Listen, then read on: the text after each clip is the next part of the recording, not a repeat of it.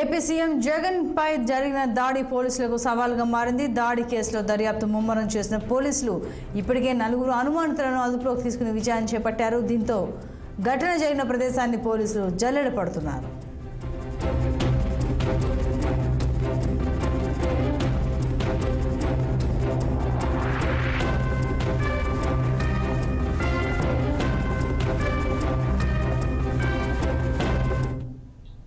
మరింత సమాచారం మా ప్రతినిధి పవన్ లైవ్ లో అందిస్తారు. పవన్, చెప్పండి. 4 అనుమానితులను అదుపులోకి తీసుకుని విచారిస్తున్నారని తెలుస్తోంది, వివరాలు ఏంటి?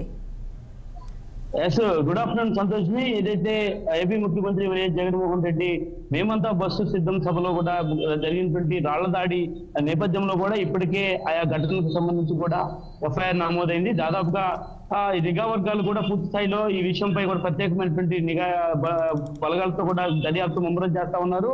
ముఖ్యంగా దాదాపుగా 18 టీములు కూడా రంగంలో దిగి ఎక్కడ నుంచి రాయి వచ్చింది అన్న కోణంలో కూడా పూర్తి స్థాయి విచారణ చేసేటువంటి పరిస్థితి కూడా కనిపిస్తా ఉంది. దాదాపుగా ఇప్పటికే చూసుకోవచ్చు, ఏదైతే విజయవాడలో ఉన్నటువంటి సింగునగర్ లో జరిగినటువంటి దాడి నేపథ్యంలో కూడా ఆ స్థానికంగా ఉన్నటువంటి పోలీస్ స్టేషన్ లో కూడా ఎఫ్ఐఆర్ అయితే మాత్రం నమోదైంది. నమోదు కావడమే కాకుండా ఈ రోజు దాదాపుగా 4 నిందితులను కూడా అదుపులోకి తీసుకున్నట్టుగా కూడా తెలుస్తా ఉంది. అందులో ఒక రౌడీ షీటర్ కూడా ఉన్నట్టుగా కూడా తెలుస్తా ఉంది. రౌడీ షీటర్ ని ముందుగా అదుపులోకి తీసుకున్నటువంటి నేపథ్యంలో కూడా మరొక 3 కూడా అదుపులోకి వచ్చినట్టుగా కూడా నిఘా వర్గాలు ఇప్పుడే చెప్తా ఉంటాయి. వారు 4ని ఒక రహస్యమైనటువంటి ప్రాంతంలో కూడా పోలీసులు సుదీర్ఘంగా విచారణ చేపడతా ఉన్నారు.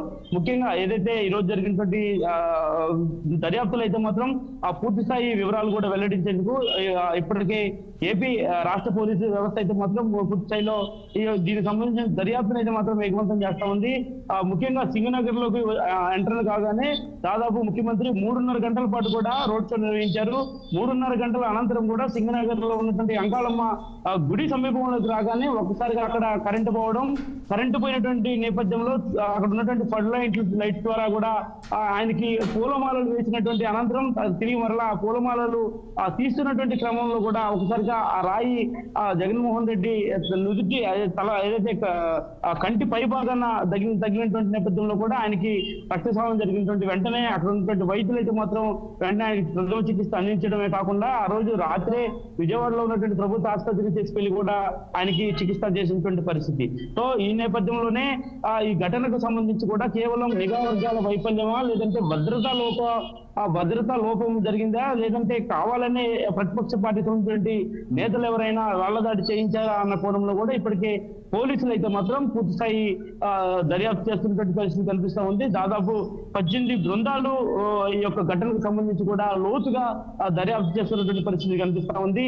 ప్రధానంగా చూసుకోవచ్చు, రాష్ట్రంలో రాళ్ల దాడుల సంస్కృతిని రాజకీయ పార్టీలు తెర మీద తెచ్చుకొని కూడా ఎవరు సెల్ఫ్ గోల్ వాళ్ళు కొట్టుకుంటున్నారా అనేది కూడా రాజకీయ విశ్లేషకులు అయితే మాత్రం తన అభిప్రాయాలని ఉదయం నుంచి కూడా వెల్లడిస్తున్నటువంటి పరిస్థితి కనిపిస్తా ఉంది. ఎందుకంటే చూడొచ్చు, నిన్న కాక మొన్న రాత్రి జరిగినటువంటి రాళ్ల దాడి, ముఖ్యమంత్రిపై జరిగినటువంటి దాడి ఘటన మరొకముందే కూడా నిన్న గుంటూరు జిల్లా తెనాలిలో పవన్ కళ్యాణ్ పై రాళ్ల దాడి జరగడం, అదేవిధంగా టీడీపీ అధినేత చంద్రబాబు ఎన్నికల ప్రచారంలో ఉండగా రాళ్ల దాడి చేయడం, అదే ఈ పరిణామాలు కూడా పూర్తి స్థాయిలో అసలు రాష్ట్రంలో సార్వత్రిక ఎన్నికలకు సమయం దగ్గర పడతా ఉన్నటువంటి నేపథ్యంలో ఈ యొక్క రాళ్ల దాడుల సంస్కృతి ఏంటని చెప్పి కూడా మాట్లాడుతున్నటువంటి పరిస్థితి కనిపిస్తా ఉన్నాయి. సో ఈ నేపథ్యంలోనే ఈ రోజు ఈ ఘటనకు సంబంధించి అయితే మాత్రం ఇప్పటికే డిఐజీ రాజేంద్రనాథ్ రెడ్డి నేతృత్వంలో కూడా ప్రత్యేకమైనటువంటి టీమ్స్ రంగంలో దిగాయి.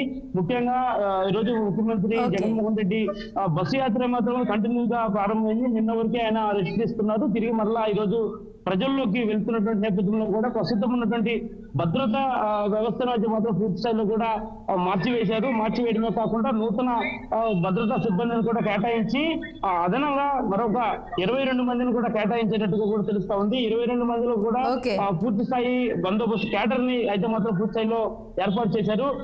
ఈ ఘటనపై అయితే మాత్రం పూర్తి స్థాయిలో పోలీస్ యంత్రాంగంతో పాటు ఉన్నతాధికారులు అయితే మాత్రం పూర్తి స్థాయిలో సీరియస్ గా వ్యవహరిస్తున్న పరిస్థితి కూడా కనిపిస్తా ఉంది. ఇప్పటికే 4 నిందితులు అయితే మాత్రం అదుపులోకి తీసుకొని విచారిస్తున్న నేపథ్యంలో కూడా ఈ రోజు సాయంత్రానికి కూడా ఈ విషయంపై ఒక కీలకమైనటువంటి అంశాలు అయితే మాత్రం బయటకు వచ్చేటువంటి అవకాశం అయితే ఖచ్చితంగా కనిపిస్తుంది. సంతోషం. Right Pawan, thank you.